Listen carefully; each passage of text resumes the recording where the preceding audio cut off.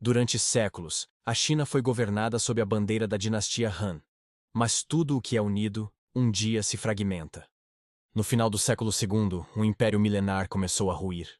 E no vácuo do poder, surgiram três grandes forças, três líderes, três reinos. Esta é a história real da era mais lendária da China. Os Três Reinos. O ano é 184 d.C. A dinastia Han, antes símbolo de estabilidade e prosperidade, está corrompida e fragilizada. O povo sofre com a fome, os altos impostos e a tirania dos eunucos que manipulam o trono imperial. É nesse clima de desespero que explode a rebelião dos Turbantes Amarelos. Uma revolta camponesa liderada por seguidores do taoísmo que acreditavam na chegada de uma nova era. Diversos senhores da guerra são convocados para conter o caos. Mas em vez de restaurar a paz, cada um começa a traçar seus próprios planos de poder. A guerra civil se espalha. O império começa a se desfazer. Em meio ao caos, surge um homem improvável. Liu Bei. Nascido em uma família pobre, vendedor de sandálias e descendente distante dos imperadores Han, ele não tinha exércitos nem terras. Mas tinha algo raro: virtude, carisma e um senso de justiça. Durante a campanha contra os Turbantes Amarelos, Liu Bei conhece dois guerreiros que mudariam seu destino para sempre. Guan Yu, mestre da espada e da honra, e Zhang Fei, um guerreiro feroz, impulsivo e leal. Juntos, os três fazem um juramento de irmandade em um pomar de pêssegos.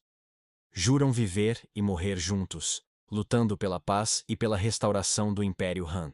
Enquanto Liu Bei e seus irmãos lutam com bravura, outro homem sobe de forma meteórica. Cao Cao. Um gênio militar e político, extremamente inteligente, mas conhecido por sua frieza e pragmatismo. Cao Cao rapidamente conquista o norte da China e se torna o homem mais poderoso do país. Mas ele não quer apenas terras, quer governar. Para isso, mantém o imperador Han como marionete, usando seu nome para justificar suas próprias campanhas. Muitos o chamam de tirano.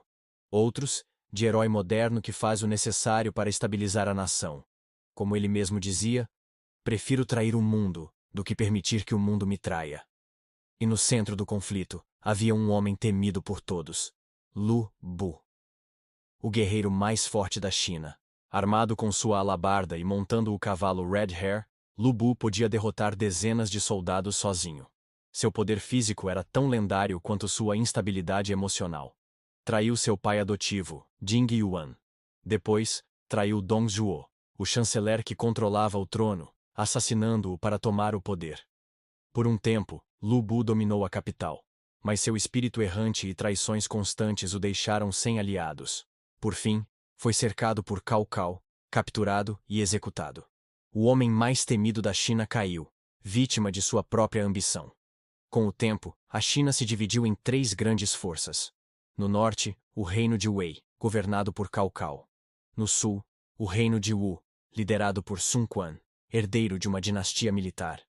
E no oeste, Liu Bei, com o apoio popular e com conselheiros brilhantes como Zhuge Liang, funda o reino de Shu. Três reinos, três ideologias. Uma nação quebrada. Nesse novo cenário, Guan Yu se destaca como símbolo de lealdade, justiça e coragem. Em campanhas pelo norte, ele conquista cidades, enfrenta generais poderosos e até é capturado por Cao Cao, que tenta aliciá-lo com ouro e títulos. Mas Guan Yu recusa, agradece a hospitalidade e retorna para Liu Bei assim que descobre onde está. Sua integridade o transforma em lenda viva. Mais tarde, em uma ofensiva contra o reino de Wu, Guan Yu é traído, capturado e executado. Sua morte marca o início da decadência do reino de Shu, mas seu legado cresce com o tempo.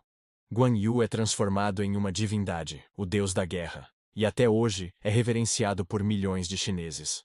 Zhang Fei, por sua vez, era o oposto do irmão Guan Yu. Impulsivo, rude, mas extremamente corajoso e leal. Em uma cena lendária, Zhang Fei sozinho defende uma ponte contra um exército inteiro, apenas com sua voz e presença, fazendo o inimigo recuar com medo. Mas sua natureza explosiva também criava inimigos dentro de seu próprio exército. No fim, foi traído e assassinado por seus próprios oficiais enquanto dormia, pouco antes de uma importante campanha. Assim caía o último dos 3 irmãos juramentados. Cao Cao, mesmo após décadas de vitórias e consolidando o maior reino da China, morreu. Seu império foi herdado por seu filho, Cao Pi, que forçou o último imperador Han a abdicar. Assim, oficialmente, a dinastia Han chegou ao fim, e o reino de Wei tornou-se o novo centro do poder. Liu Bei, devastado pela morte de Guan Yu, lança uma ofensiva contra Wu, tentando vingar seu irmão. Mas a campanha é um desastre. Doente e enfraquecido, Liu Bei morre no ano seguinte. Seu filho assume o trono, mas quem realmente lidera é o primeiro-ministro Zhuge Liang, o maior estrategista da época.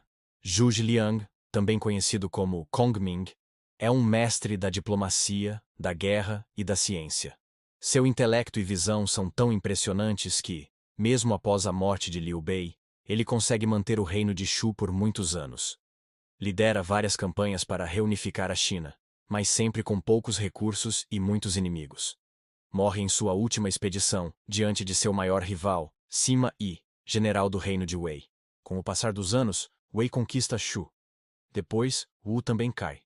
E finalmente, no ano 280, a China é reunificada sob a dinastia Jin, encerrando oficialmente a Era dos Três Reinos. Mas o fim político não significou o fim da história. No século XIV, um romance épico chamado Romance dos Três Reinos, escrito por Luo Guanzhong, transformou essa época em lenda. Misturando fatos históricos com mitos, batalhas épicas e personagens dramáticos, o livro se tornou uma das 4 maiores obras da literatura chinesa. A história dos Três Reinos não é apenas sobre guerra. É sobre amizade, lealdade, ambição, traição e destino. Guan Yu se tornou símbolo da virtude.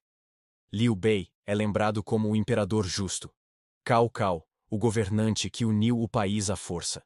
Jiang Fei, o espírito indomável. E Lu Bu, o guerreiro mais temido da história. Hoje, suas imagens vivem em templos, videogames, filmes, livros e museus.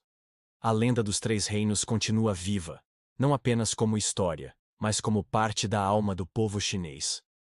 Porque enquanto houver alguém que se inspire na coragem de um herói, ou na astúcia de um estrategista, a Era dos Três Reinos nunca deixará de existir.